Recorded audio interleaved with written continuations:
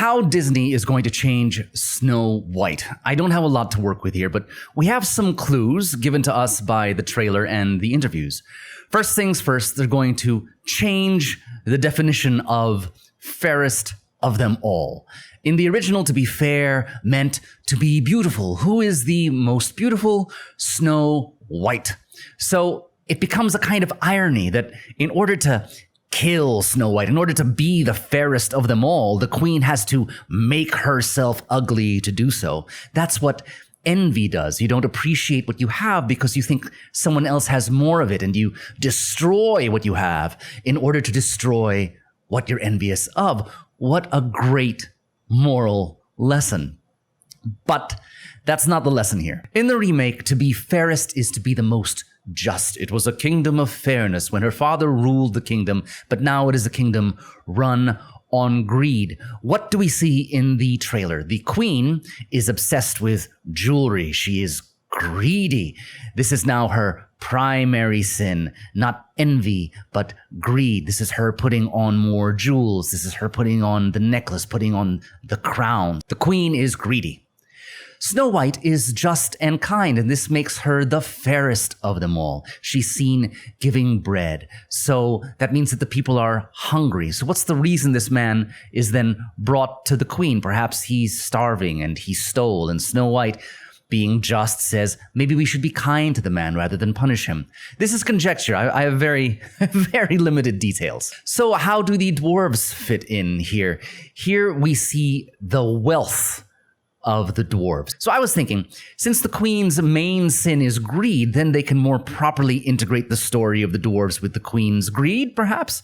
What if all the jewels they mine go straight to the queen's coffers? I'm also having difficulty placing when the poisoning happens because she's wearing the same clothes as she wears in the middle portion of the film and in the climactic exchanges with the queen, which I'm thinking is the end. Her costume changes.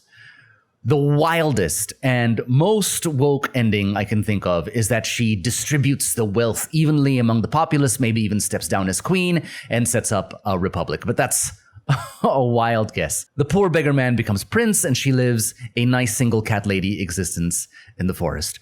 Who knows? I have to comment on the design of the seven dwarves. I don't see how this is an improvement.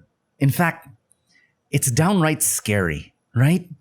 Look, this is the original. Look at how charming and how charming they all are. You just look at them and then you want to laugh because it's what you can do in animation. You can make these designs more fun. Even the evil queen as an old hag. That's not good design. This is good design. It's iconic. I don't see why they couldn't try to match this. Again, in animation, there's just so much more room for delight and charm, and the more realistic you make it, you lose something.